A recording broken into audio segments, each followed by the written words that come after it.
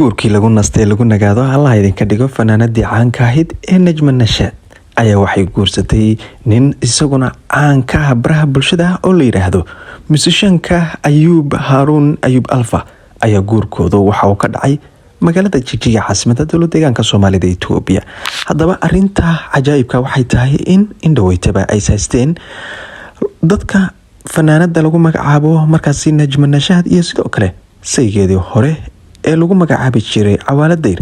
Haddaba arintan ayaa ugu dambeyn waxay noqotay in ay iska furto maadaama ay caan dhalay noqotay oo lacag far badan ka sameysay social media gaar ahaan YouTube-ka oo ay shir weyn kula tahay ninka lagu magacaabo Waqal iyo sidoo kale Hawraar ayaa waxa la sheegay inay ku tiri afka laydha ka qarso maadaama Cawaale Dayr uusan isaga qudhiisu caan dhalay noqon. Haddana wuxuu ku jiray fanka in lagu qiyaasay 10 sano maadaama uu fanka in badan kusoo jirayna fanaanada Najma Nashaad isaga ayaa sabab u ahaa isaga ayaa caan ka dhigay oo suuqa markaasi saaxadda markaasi heesaha soo geliyay.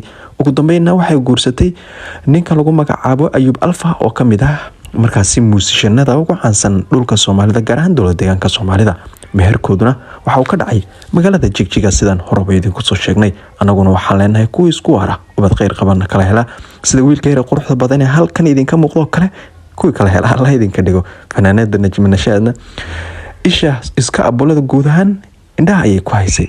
Arintaasi ayaa sababtay in fanaankani uu guursaday.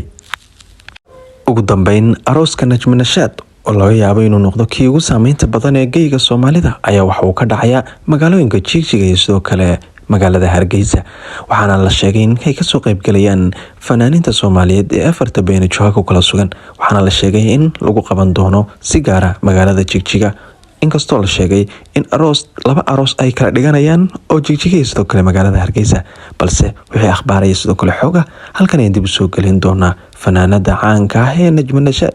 wax in badan ba ay indhaha iska abulada markaasi ay fiirfiiriyaanba ugu dambeyn saaxadda markaasi iska abulanimada way ka baxday oo dhalinyaradii markaasi heesooda sida niyada u dhageysan jirayna waxa laga yaabaa inay markaasi ka gaabsadaan maadaama gabadhii beerka lagala soo baxay. wixii akhbaarada dambe warbaahinta Hogol News ayaan dib u soo galin doonaa ee fadlan halkani waa warbaahinta Hogol News. subscribe noo saar sina share gareeya saaxiibadaadana sii gaarsiiya haddii aad awoodo asxaabtaada kalena aad noo sii share gareysid hal qof ilaa 2 qof waa ku mahadsantahay. abaalna ayaan idinka haynaa mahadsanidin.